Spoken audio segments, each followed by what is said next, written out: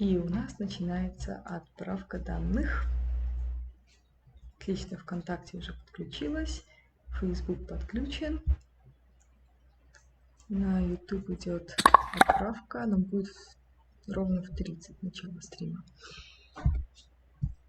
И всем здравствуйте! Здравствуйте, с вами на канале Кася Коваленко-Глуховская. Скоро снова фамилия Юрфа. И с нами медицинский психолог, тьютор Максим Тарасевич, который сегодня расскажет о своем опыте, кто такие вообще тьюторы.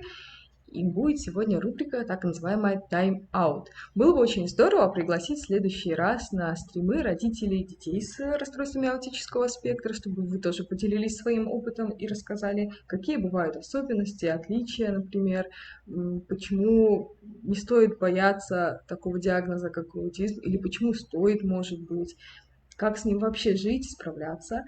А сегодня я поговорю, буду спрашивать какие-то вещи, больше, надеюсь, говорить будет Максим, потому что он более осведомлен, как человек, сталкивавшийся, работавший, и кроме образования медицинского психолога в том же университете, что и я, БГУ, он получил еще образование дополнительное на тьютера. Вот, наверное, первый мой вопрос будет о том, как долго ты работал и с кем ты работал тьютером, как ты вообще к этому пришел, как ты стал тьютером? Тьютором я стал еще в универе.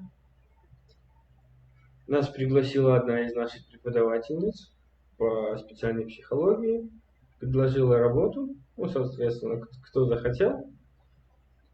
И я был одним из тех, кто вызвался, и, собственно, нам потом объяснили, что это будет работа с аутистами.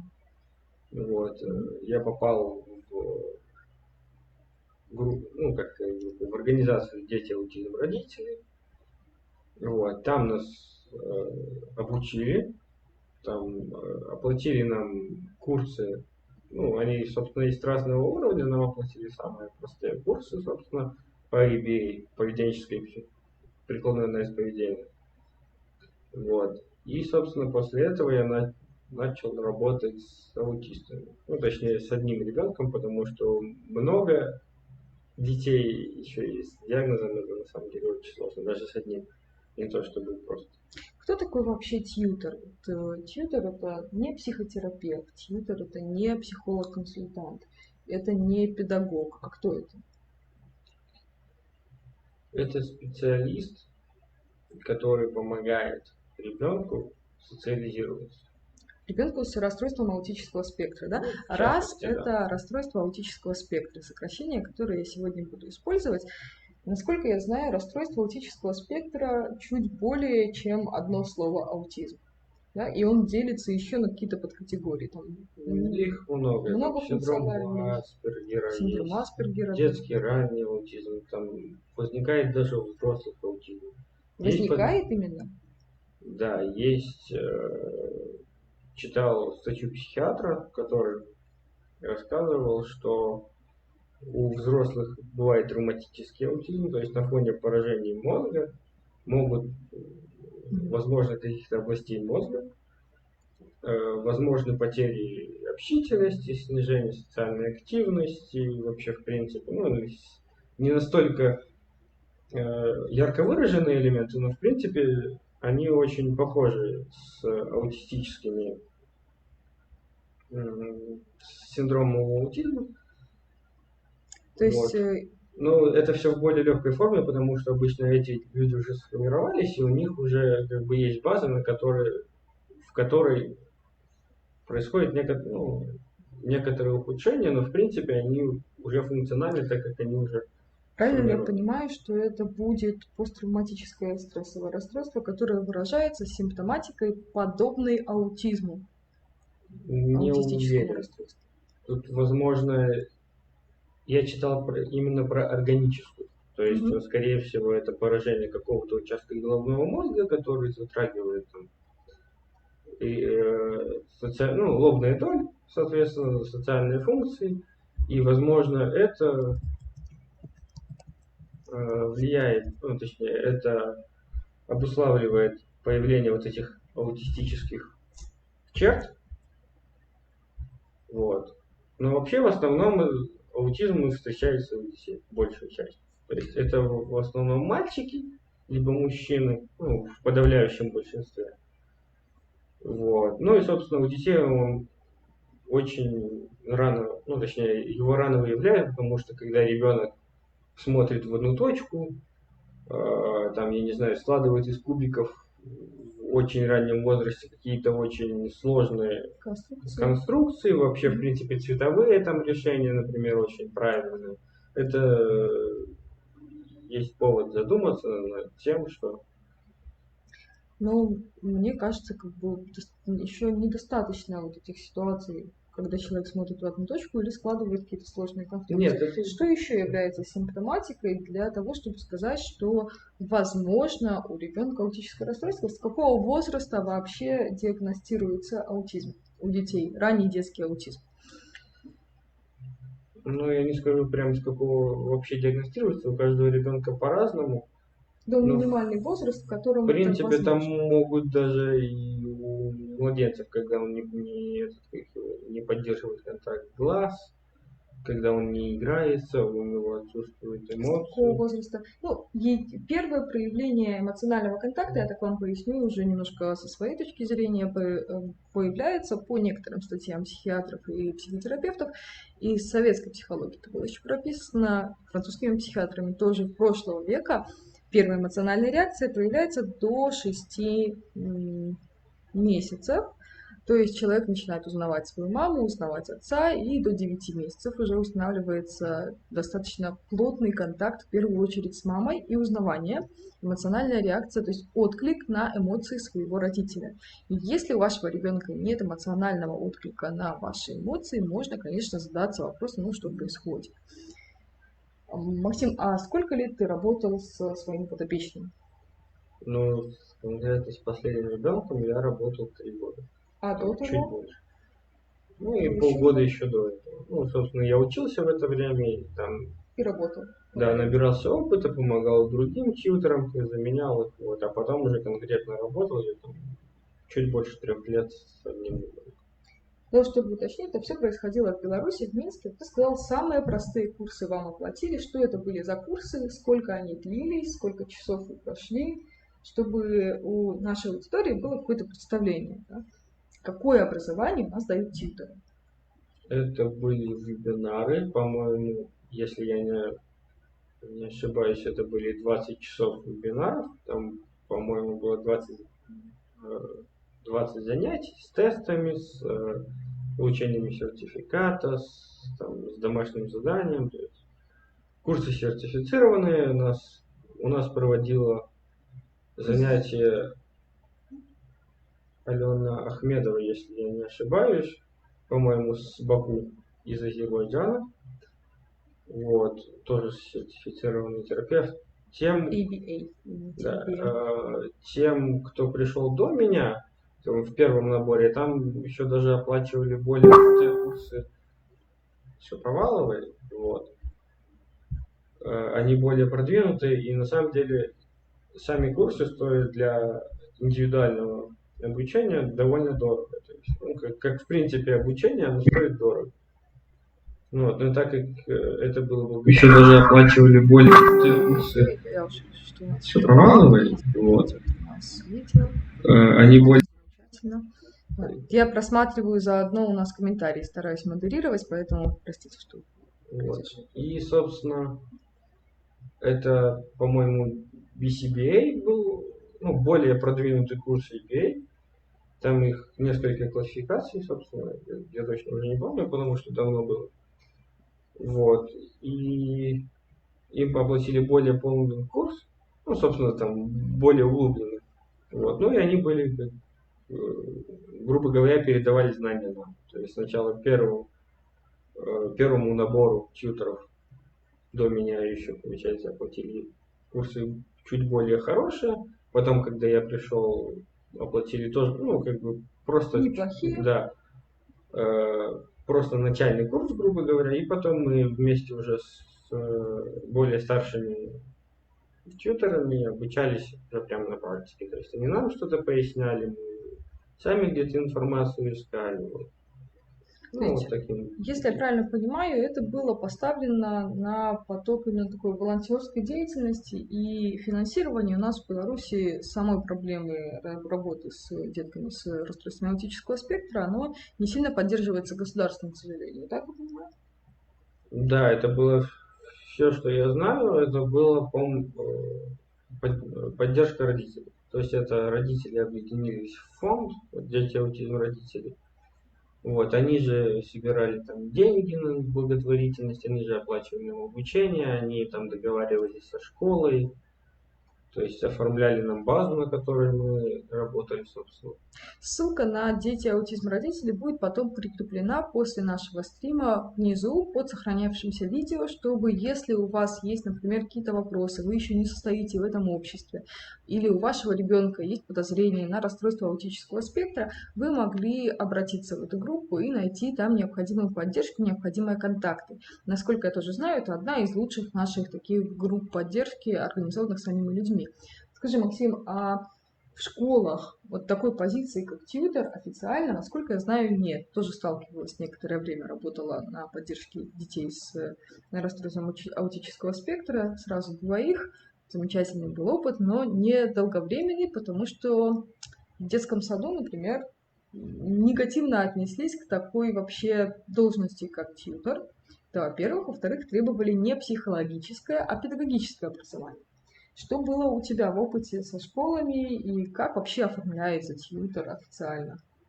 Ну, вообще самой профессии тьютор не существует в белорусском реестре, собственно. Как и арт-терапевтов. Тоже в Беларуси нет. В Вот. Британии есть, в США есть, в Беларуси нет. Ну, нам еще до этого дорасти. Даже в Испании есть. И, собственно, если я правильно помню, тьюторов оформляют как воспитатели детей с особенностями психофизического развития. Вот, как-то так. То есть мы так мягко вуалируем. У нас особенности психофизического развития. Ну, это,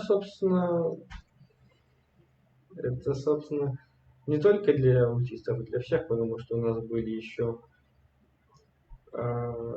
дети с синдромом, по-моему, Дауна.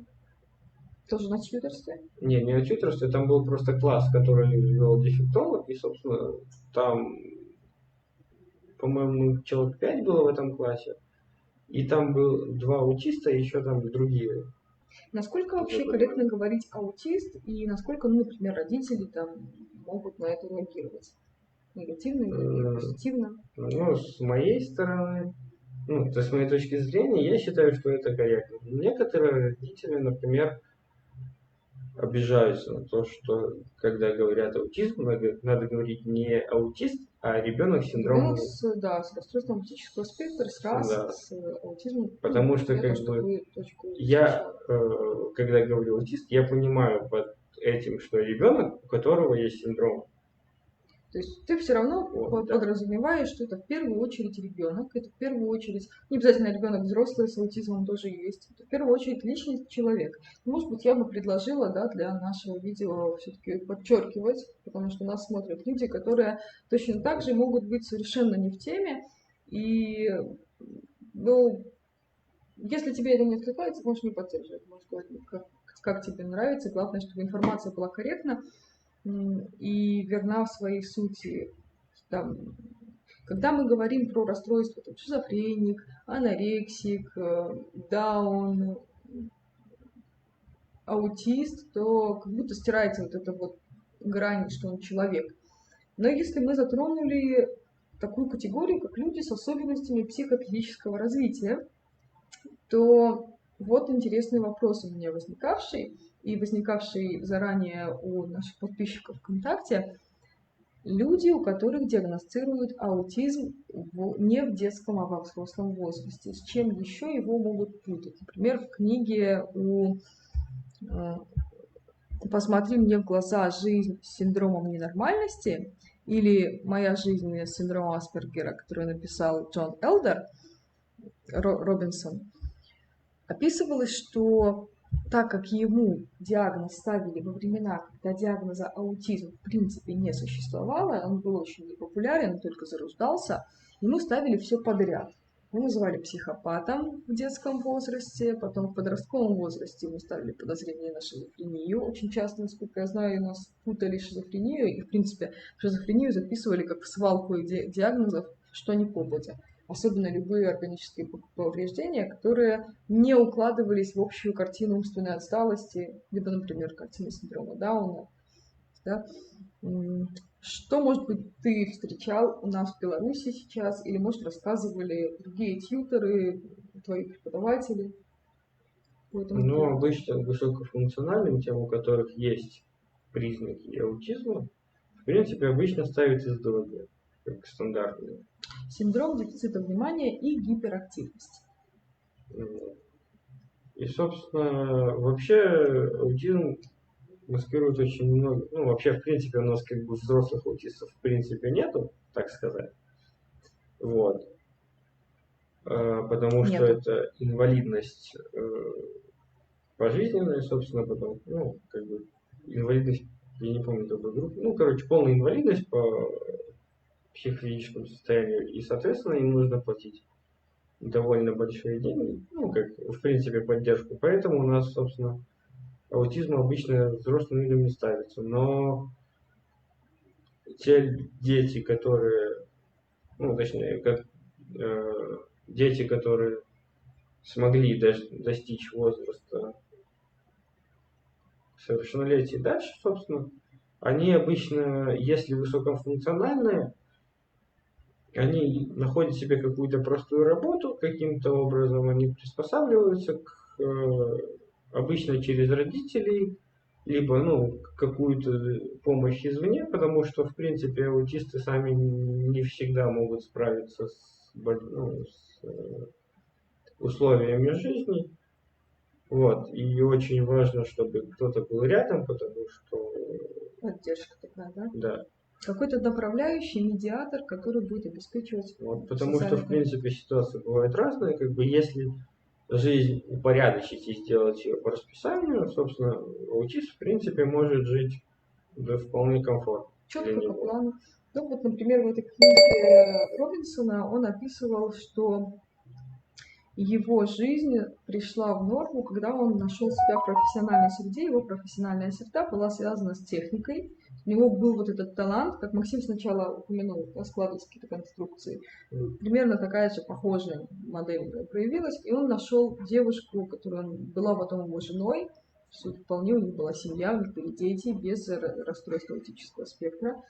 Но у нее было похожее, не называет диагноз жены, но описывает похожую симптоматику, которая их породнила и позволила жить вместе. То есть это в его случае не было каким-то таким дисфункциональным расстройством, которое полностью его парализовало в плане жизни. Способности любить, иметь семью, иметь работу. И в дальнейшем Робинсон работал в группах, с музыкальными группами, делая спецэффекты, например, такой группы, как KISS. Один из родоначальников шикарнейших спецэффектов на музыкальной сфере, да, как делать концерты и шоу. Он себя так нашел, и это его очень спасло, плюс дало хороший доход. Но не все так делают. К слову, по поводу отсутствия взрослых людей с расстройством аутического спектра в Беларуси, в Польше, например, работают специальные кафе, как тайм-кафе, в которых работают именно люди взрослые с расстройством аутического спектра. По факту такие люди есть. То есть в мире этот диагноз присутствует. А вообще в Беларуси нет. Максим, сейчас я буду задавать вопрос, как будто я вообще не в курсе. Вот про вопрос, который приходит на ум человеку, если его ребенку ставят расстройство аутического спектра, он еще ничего об этом не знает. Это излечимо? Довольно сложный вопрос, потому что, в принципе, до конца, ну, понятия излечить аутизм такого я не встречал. Можно максимально социализировать ребенка, ну, точнее, может даже уже не ребенка, человека, у которого диагностировали аутизм, собственно, но именно как излечить это не лечится в плане, потому что это особенность развития, это не заболевание, которое лечится медикаментозно или еще как-то. Это особенность развития, которую можно корректировать для нормального функционирования в обществе. То есть повышать стрессоустойчивость, обучать навыкам самообслуживания, бытовым навыкам чтения письма минимальный уровень, потом уже что-нибудь, понимание текстов там. Но именно излечить аутизм невозможно, насколько я понимаю. Вот встречалась я еще с таким подходом, который называют некоторым видом диссидентства психиатрии, да, такой точно так же подход диссидентства по поводу расстройства аутического спектра, где их призывают называть уже не расстройствами, а атипичностью нервной системы, то есть другим видом устройства нервной системы по сути своей. Да?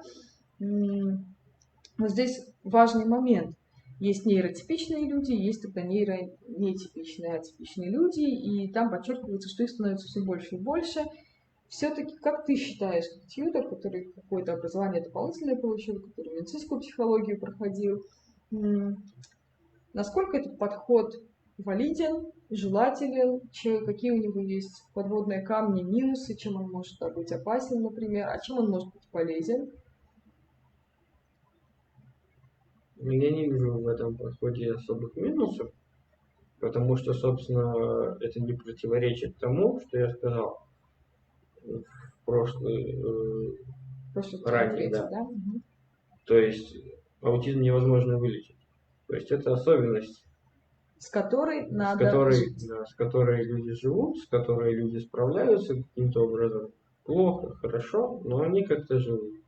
Вот. И, собственно, задача тьютера в том, чтобы сделать жизнь ребенка более комфортной, в данном в случае, если тьютер работает с ребенком. Вот, это его максимально социализировать, дать ему почву для дальнейшего саморазвития. То есть, чтобы он стал на почву, во-первых, это навыки самообслуживания, чтобы он мог в быту себя там, одеть, покормить, убраться за собой. То есть все то, что обычные люди делают. Нейротипичные люди. Обычные люди делают в детстве, они обучаются этому. Детям с аутизмом им сложнее. У них другая реакция на все это, им нужно объяснять какими более простым языком, более им понятным, может на примерах, возможно, то есть им недостаточно просто сказать сделай то и не сделать, им нужно именно разжевывать. Карточки использовать, если я знаю, с изображением. Бывают безречевые дети с аутизмом. Да, бывают дети, которые вообще не говорят, для них используются вот эти самые так называемые карточки PECS, где есть картинка с изображением какого-то слова, там, предмета, действия, либо человека, например. И это форма альтернативной коммуникации. Вот. Также есть дети, которые плохо разговаривают, для них могут быть комбинированные, то есть они могут говорить какие-то простые речевые. У них, да, есть какие-то речевые паттерны, которые они могут использовать. И для более сложных используется уже тоже карточка. То есть можно общаться через планшет, там, телефон, что-нибудь. Те, которые могут говорить, точнее могут писать, но не могут сказать. То есть такое тоже встречалось. Вот такой, например, момент был в Робинсоне.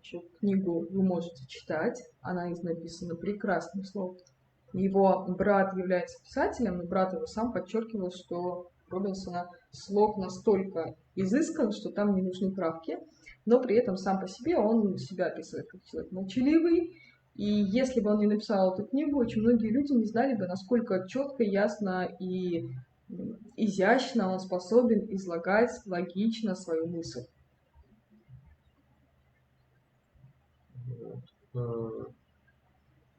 А как ты относишься, например, к бойкотированию медикаментозного лечения при расстройствах аутического спектра? Некоторое время детей с аутизмом пичкали точно так же, как и людей с биполярным расстройством личности или маниакально-депрессивным психозом, насколько я знаю, литием, точно так же, как делают с СДВГ.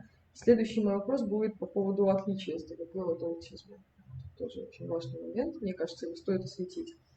Как ты относишься к такому эффекту отношение к расстройствам аутического спектра не как к расстройствам, а как к нейроатипичности, нетипичности, к другому виду, по сути, строения нашей нервной системы, с которым просто надо научиться жить и функционировать?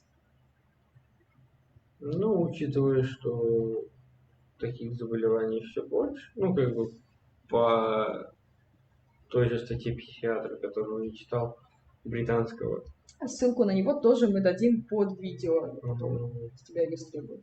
Хорошо.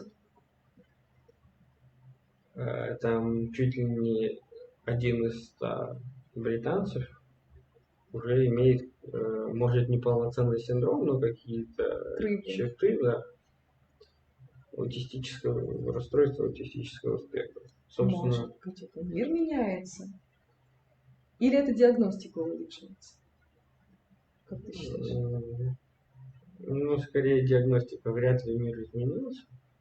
Скорее всего, эта диагностика улучшается, потому что диагностические критерии все время развиваются. Вот, и качество их улучшается, и можно уже конкретно отделить ту же шизофрению, грубо говоря, ну, Да? в принципе, более качественно диагностировать, ну, точнее, разделить конкретное заболевание, потому что даже у того же аутизма очень много видов и подвидов. Вот. И, собственно, на фоне этого, кажется, и растет. Собственно, как и раньше не было других заболеваний, просто потому, что их не диагностировали, в принципе, потому что не было таких возможностей. Вот. А вот в чем различие между синдромом дефицита внимания и гиперактивности, который ставили где-то в 80-90-е годы повально очень многим детям, и расстройством аутического спектра?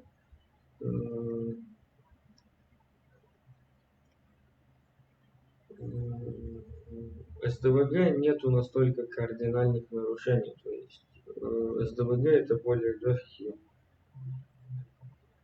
вариант. Вопрос в том, что у аутистов нет в принципе внутренней мотивации, ну точнее нету внутреннего стремления общения. То есть у аутистов вообще нарушен именно коммуникативный элемент. Это нарушен навык или это нарушена способность выхода на контакт? Ну и какого-то донесения своих эмоций, считывания чужих эмоций, умение откликаться, эмпатизировать и понимать эмоции другого человека. Скорее всего, все вместе в разных формах и видах. Ну, просто когда мы говорим про навык, мы говорим про то, что можно вытренировать. И тогда очень легко скатиться в обвинение родителей, учителей и так далее, что это мы просто плохо постарались. А когда мы говорим про нарушение именно способностей, то обычные прежние методики обучения, они не работают. Сколько родителей не будет повторять там, или улыбаться, чтобы ребенок считал, что улыбка – это радость, реакции ребенок не поймет, что конкретно происходит. Вот Робинсон, например, писал, что дело было не в мотивации. Он очень хотел общаться. Он хотел выходить на контакт. Ну и у него высокофункциональный, не забывайте, вид аутизма, это синдром Аспергера, один из очень лайтовых, условно говоря. Да? Но он не был способен понять причины и последствия, связать их воедино. То есть почему, например, на него реагируют так, а не иначе. Он очень хорошо это описывает в первых главах. И что только четкое, конкретное пояснение, что влечет что за собой, что к чему приводит, дало ему понимание, как себя держать, как себя проявлять, как реагировать на других людей. В конце концов, чтобы получать ту реакцию, которую он бы хотел. Ну, тут у каждого ребенка по-разному, потому что есть дети, у которых не хватает коммуникативных навыков, то есть вот для них, если, например, нету физической возможности общаться, для них есть карточки PEX, например, либо другие альтернативные способы коммуникации. Есть дети, которые в принципе не хотят особо ни с кем общаться, кроме там круга доверительных лиц, потому что любой внешний стимул непонятный, дети, ну, точнее, ребенок с аутизмом его обычно пугается, вот, и вводить, так скажем, в круг общения нового человека нужно постепенно, вот. Потому что даже вот различия с высоко- и низкофункциональными формами аутизма, да, но на самом деле крайне разнится, потому что высокофункциональные тоже бывают высокофункциональные люди, у которых там, например,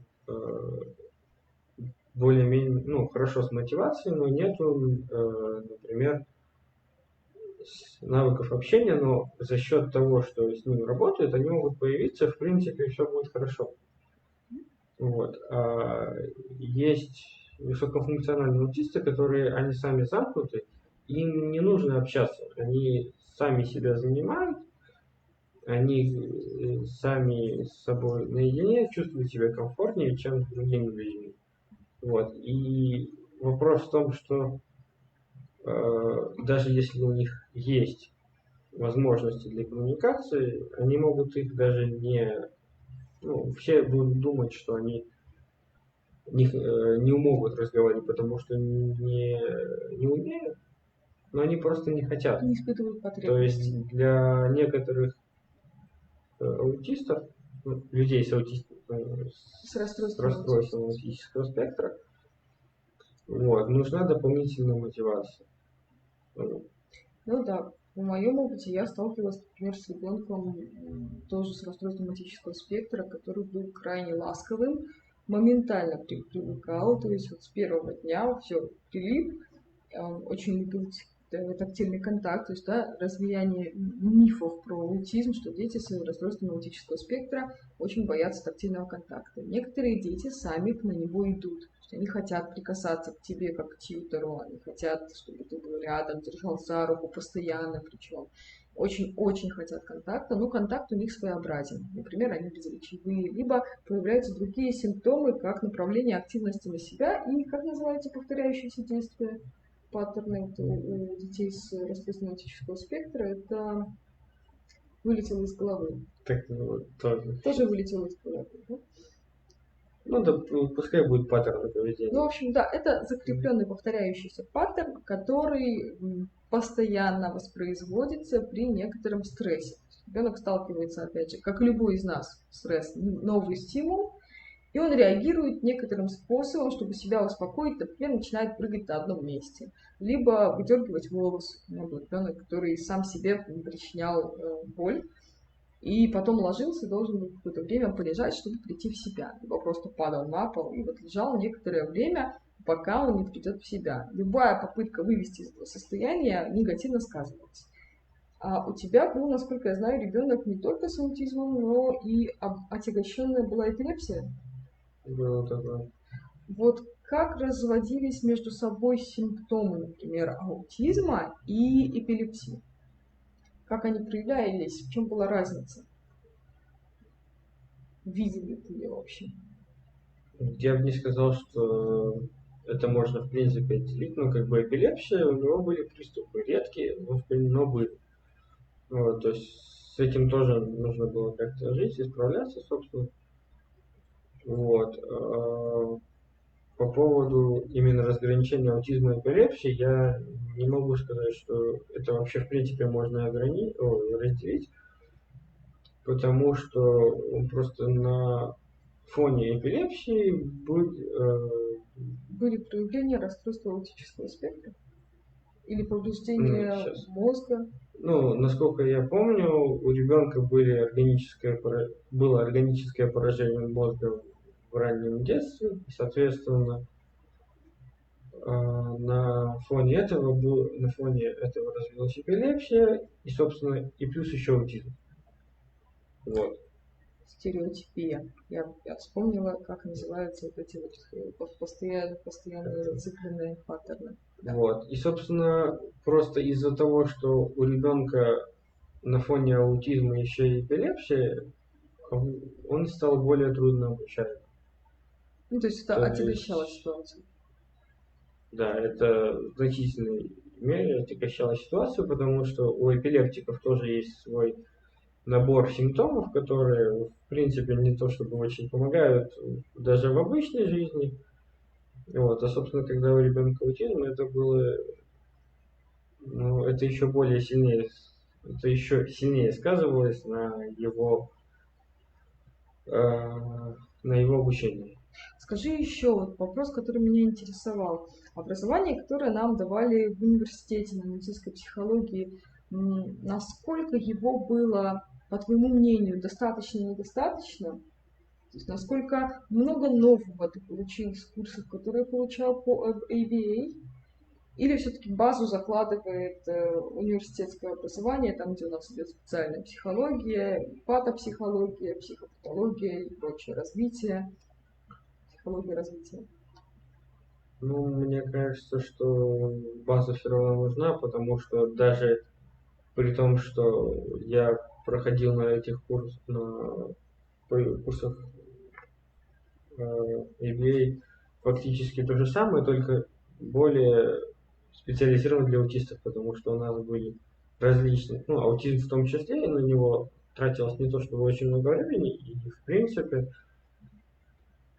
у нас затрагивали, ну, и аутизм в частности, но у нас было очень много заболеваний, поэтому, собственно, на каждый уделялось то, чтобы очень много времени. Не было дано таких вот набора методик конкретных, как с Ну, этим естественно, работать. ну, вопрос там набора прям методик не существует универсального, потому что каждый ребенок индивидуален, нужно Ну, отталкиваться от того, что если что-то не получается, нужно искать обходной путь.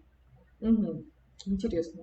Вот, то есть даже если тебе дали методику, не факт, что она сработает. Ее нужно прям вот на месте как-то подгонять под ребенка там какими-то другими вариантами, либо вообще ее кардинально менять, еще что-то, потому что одному ребенку дается одно. Там, есть дети, которые хорошо понимают математики, не понимают языки. Есть, которые наоборот, у них хорошо С лингвистическими да, с навыками. языком, ну, получше, чем с математикой. То есть каждый ребенок индивидуальный, и под него нужно подгонять программу. Ну, не программу, а методики, с которыми ты работаешь. Так как, ну, универсальных методик не существует. Вот, и каждый ребенок индивидуален, собственно, учитывая его личностные особенности, особенности психофизического развития в том числе. А вот с какими, например, собственными мифами, стереотипами, заблуждениями ты столкнулся во время работы, вот когда уже увидел разных детей с расстройством аутического спектра, поговорил с разными тьюторами, кто-то тебя курировал, работал сам уже со своим ребенком? Ну вот, собственно, первым таким, ну не мифом, а просто вхождением в профессию было то, что все здесь разные. Потому что, получается, ты получаешь образование, у тебя, грубо говоря, как в книжке есть список Симптомов. симптомов, да, которые выливаются в синдром аутизма. Но, собственно, за этим ничего не стоит. То есть ты знаешь теорию, но практика, она абсолютно другая. То есть тебе нужно адаптировать свои знания под каждого конкретного ребенка, учитывая его условия, учитывая условия обучения, потому что, например, хорошо, когда у вас есть там отдельный кабинет, отдельно сенсорная комната, где если, например, у ребенка случается приступ, аутоагрессия, либо агрессия на кого-то извне, либо просто крики, ему нужны сенсорные разрядки. И вот если у тебя есть эта комната, хотя бы место для того, чтобы, ну, специально отделенное место для сенсорной разгрузки, это хорошо. Но, например, я работал в школе, где такого не было. То есть у нас был один класс на 5 человек фактически. Вот, там было 2 ребенка, дефектолог и 2 тьютера. Вот, и, собственно, как бы мы работали в этом помещении на протяжении всего школьного дня. Вот. И приходилось как-то э,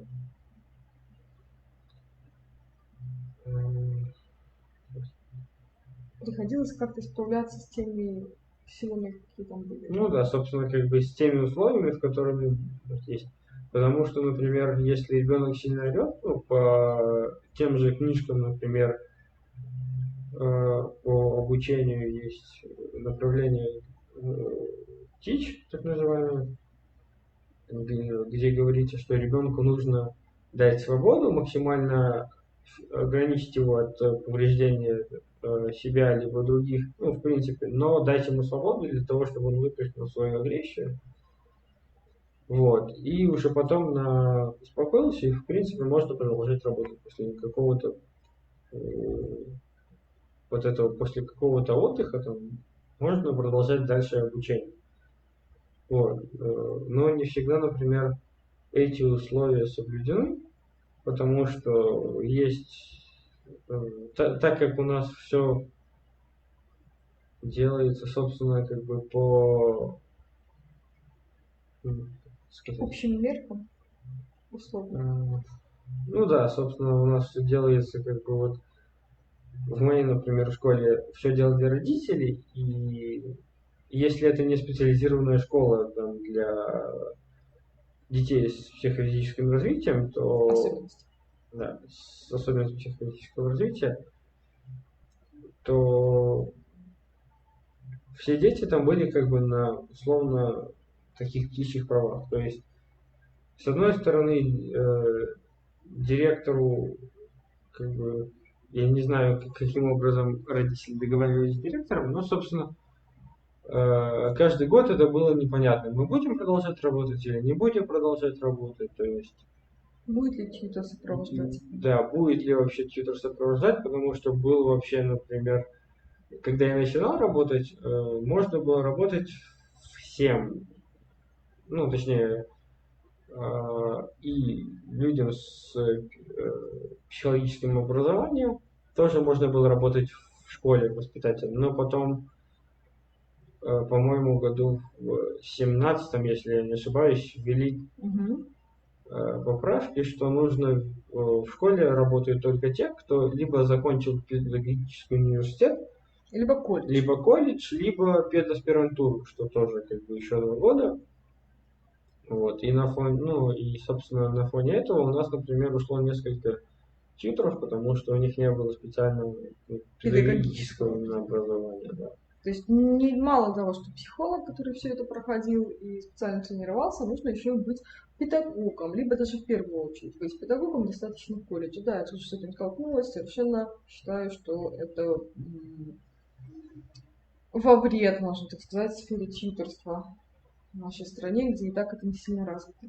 А вот как ты вообще считаешь, я так слушаю, что в ситуации, когда сильный стресс, идет реакция, нужно ее выпустить, хорошо было бы иметь сенсорную комнату, где можно все это спустить ребенку и потом дальше вернуться к своему делу.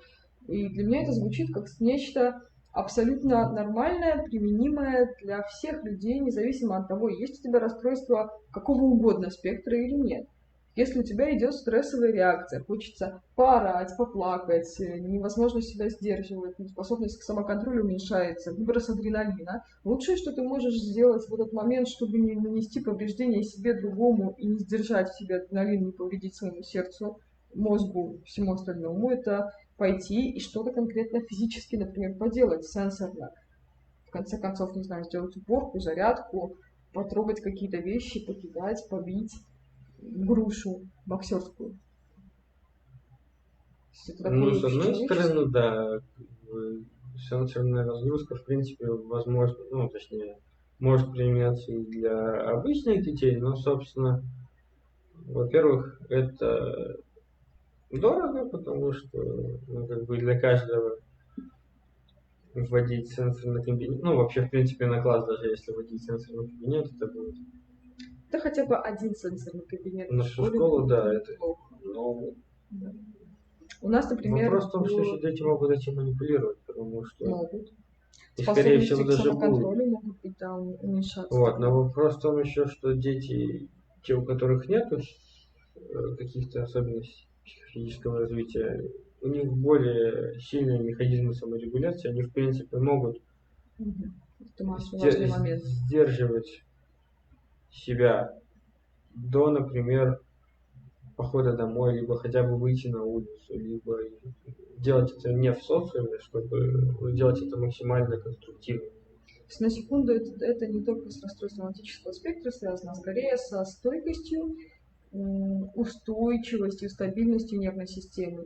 Все люди с расстройствами психическими и с диагнозами, они находятся в группе риска, так как их способность к самоконтролю у многих из них, мы не говорим сейчас про обсессивно-компульсивное расстройство, но в общем и целом способность к самоуправлению, саморегуляции, она немного нарушена, и могут возникать некоторые затруднения в том, чтобы себя проконтролировать и сдержаться, отложить вот эту реакцию. И было бы хорошо и замечательно в процессе нарабатывания такого навыка все-таки иметь безопасные способы для выражения собственных эмоций, когда они сильно нас атакуют. Тем не менее, управляем эмоциями все-таки мы. Да, и с возрастом этот навык, он благодаря нашей нейропластичности вырабатывается. При любом виде нарушения зависит только индивидуальный путь, его длина и его изгибы. Каждому свой индивидуальный подход. Но мне кажется, что как-то хорошо сегодня поговорили, основную тему затронули. Может быть, тебе есть что добавить еще для родителей с детей с подозрениями на аутизм. И, может быть, что-то есть, что сказать людям, которые никогда не сталкивались с расстройством аутического спектра, чтобы они имели представление, что это такое, может быть, не так сильно боялись, не относились к этому агрессивно. Ну, я хотел бы напомнить, наверное, каждому, кто сталкивается либо столкнется, что все дети с аутизмом, с синдромом РАС, даже в принципе все дети, у которых есть особенности психофизического развития, это прежде всего дети. То есть это дети со своими личностными особенностями, со своим характером, со своими, может быть, где-то плохими, где-то хорошими формами саморегуляции. Вот. Но они все-таки дети, с которыми нужно работать. И при правильном подходе, при правильном подходе, в принципе, они могут стать полноценными членами общества. Раскрыться как личности. И да, я тоже добавлю от себя, что все точно так же, как каждый из нас, из вас, кто смотрит нас, независимо от того, есть у вас некоторое расстройство или нет, имеет абсолютно обычные человеческие потребности, потребность в любви, в принятии, в уважении, в дружбе, в том числе в коммуникации, по-разному выраженные, разной интенсивности, по-разному проявляемые.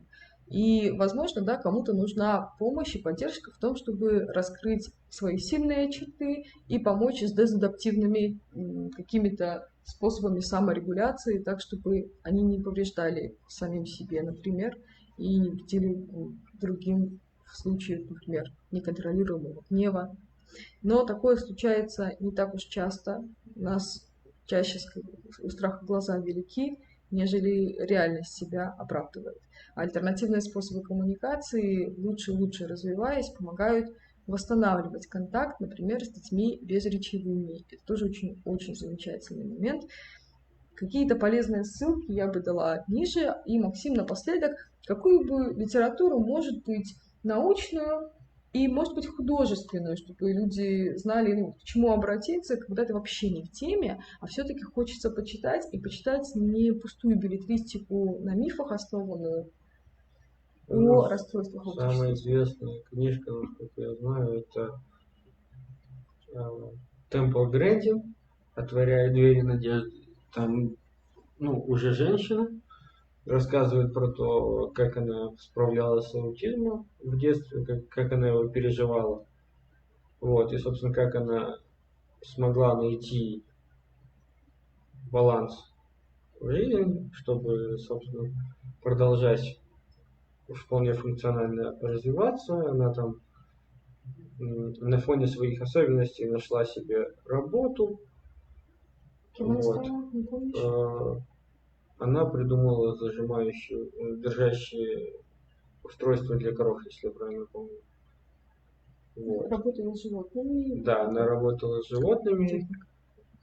Вот. Ей в детстве очень нравилось, когда ее сжимают. Она придумала себе собственное устройство, как бы из подручных предметов. И потом, собственно, она эту идею развила. Вот. И начала работать уже с животными. Вот это Вот. ощущение сжатия, оно, кстати, довольно характерно для людей, у которых свойство или склонность к паническим атакам. И, ну, та девочка, с которой я работала, она тоже очень любила телесный контакт, именно обнимашки, сжатие руки, вот это вот ей очень нравилось и успокаивало.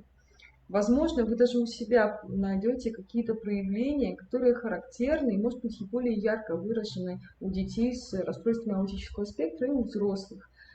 Но у нас они тоже есть. Стереотипия, какие-то навязчивые повторения, там барабанить пальцами, либо трясти ногой, качаться на одном месте, да, залипать условно, то есть, да, зацикливать свое внимание, концентрировать его на каких-то процессах вроде пламени свечи, течения воды. Все это нам тоже свойственно и характерно. Мы не настолько отличаемся от людей с расстройством аутического спектра, насколько нам может показаться.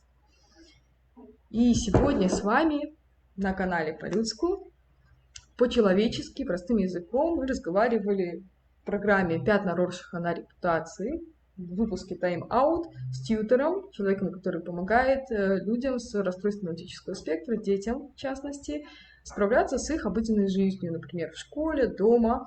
И надеюсь, что в эту программу, в Time Out, ко мне придут еще родители, может быть, сами дети, а может быть, даже взрослые с расстройством аутического спектра, чтобы поделиться своим опытом и сделать его более понятным, более доступным, ближе к каждому. А с вами была Кася, даже не знаю, как себя называть, Коваленко-Глуховская или Иоффе, я в процессе смены фамилии на Бабушкину, и Максим Тарасевич, медицинский психолог и тьютор. Эта программа записана в поддержку клубного дома Open Soul или Открытая душа, первого в Беларуси, находящегося в Минске, клубного дома по реабилитации людей с психиатрическими диагнозами. Ссылку на портал «Имена», где вы можете оказать поддержку клубному дому, который в частности является более даже волонтерской организацией, нежели просто социальной службой, вы найдете под этим видео вместе с другими полезными ссылками. И если у Максима будет желание поделиться с нами некоторой информацией, литературой, то тоже, пожалуйста, скидывай мне ссылки, все я буду прикреплять под это видео. Спасибо большое, до новых встреч! Всего доброго.